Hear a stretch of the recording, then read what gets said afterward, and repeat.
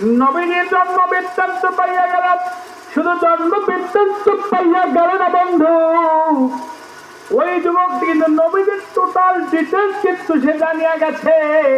আমার বন্ধুরে নবীর খবর শুনিয়াছে আত্মহারা, এতটাই খুশি। আমার বন্ধু এক শ্রেণীর মানুষ আছে সমাজের ভিতরে, দেখবেন বাড়িতেও আছে, আমার বন্ধু খুশি হইয়া কিন্তু কান্না করে ফেলে, ঠিক কিনা বলেন? আমার বন্ধু যুবকটা কিন্তু এতটাই খুশি, এতটাই আনন্দ বন্ধুরে, এতটাই নবীদের সংবাদ পেয়ে আনন্দে মুখরিত।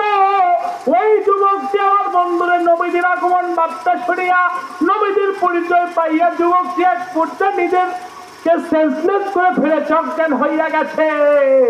এমন সময় বাড়িতে যে মেহমান গুলো আসছে, মা কিন্তু সন্তানের খবর সবচেয়ে বেশি রাখে। আমার বন্ধু মা কিন্তু সন্তানের খোঁজ খবর নেওয়া শুরু করেছে।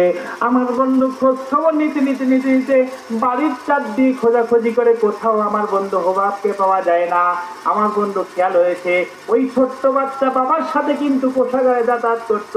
মায়ের খেয়াল, মায়ের চিন্তা কিন্তু সন্তানের সাথে অনেকাংশে আমার বন্ধু অ্যাডজাস্ট রয়েছে। আমার বন্ধুরে মায়ের খেয়াল হলো, আমার মনে হয়েছে আমার সন্তান বাবার সাথে কোষাগারে যায়। আমার আজকে কেন যেন মন যেন বলতেছে আমার সন্তান মনে হয় ওই কোষাগারের ভিতরে গেছে। চিৎকার দিয়ে বলি আল্লাহু আকবার। হ্যাঁ, দুনিয়ার মুসলমান মা তখন কি করলো?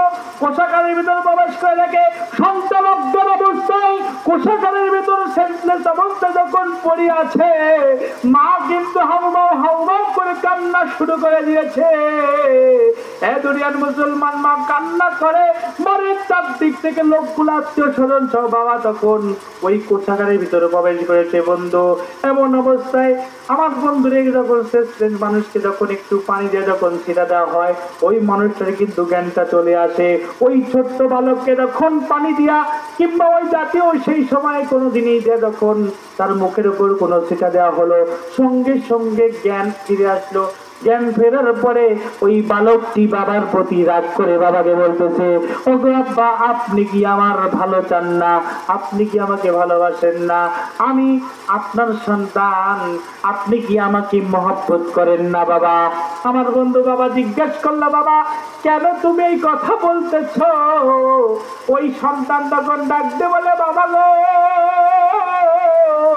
ওই যে কোষাগারের ভিতরে যে পাত্রটা ছিল লাল কাপড়ে আবৃত, মণি দিয়া মুক্তা দিয়া সাজানো, ওই পাত্রের ভিতরে আমার বন্ধুরে ওই যাতে একটা কাগজের কথা বলেছিলেন বাবা, ওই কাগজটা খুলে আমি দেখলাম ওই কাগজের ভিতরে একজন মনীষীর জীবন বৃত্তান্ত লেখা আছে।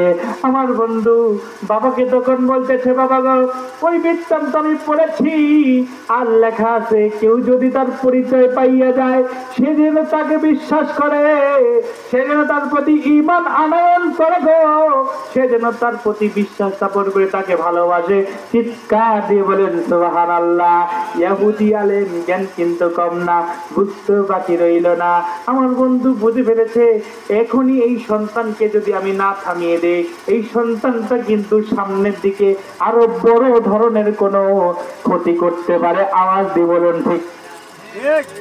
দুনিয়ার মুসলমান আমার ভাইরা,